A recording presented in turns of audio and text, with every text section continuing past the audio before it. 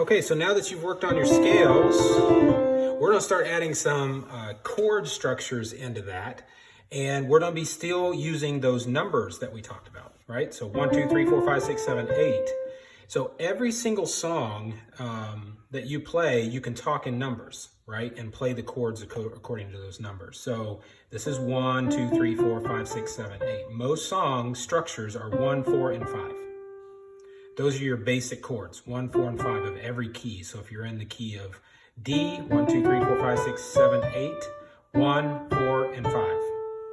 Okay, so if we're back to C, 1, 4, and 5. So every chord is basically going to be 1, 3, 5 of your major chords. So 1 major, 4 major, 5 major. Okay, so see 1, 3, 5. 1, 2, 3, 4, 5, 6, 7, 8. You remember how you're doing these scales? Okay, so 1, 3, 5 in the F major scale is that. This is 1, 3, 5 of the C. Okay. So in the key of C, those are going to be your most common chords. And then there's secondary chords. The most common secondary chord is your 6 chord. Okay, but it's not a 6 major, it's a 6 minor. So basically what that means is if you learned your A scale, okay, so an A major is just 1, 3, and 5. But in the key of C, your A chord is going to be a minor. So you take your major chord, and how you minor it is you take this third note and you bring it down a half step. Just 1 half step. And so any scale that you learn on the keyboard is the same thing. The 6th chord is a minor. Okay? 1, 3, 5. But the 3 is a minor, which is a half step down. So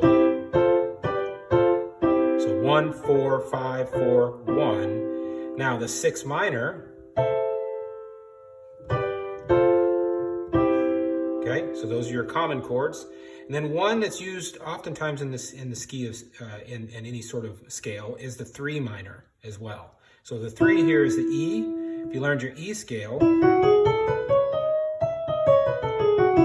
so an E major is here, but it's not. It's in the key of C. The 3 is a minor.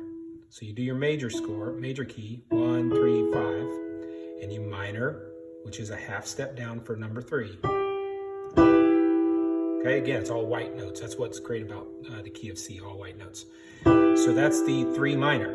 So you've learned 1 major, 4 major, 5 major, 6 is a major, and then minor it. So 6 minor, 3 minor, and 1.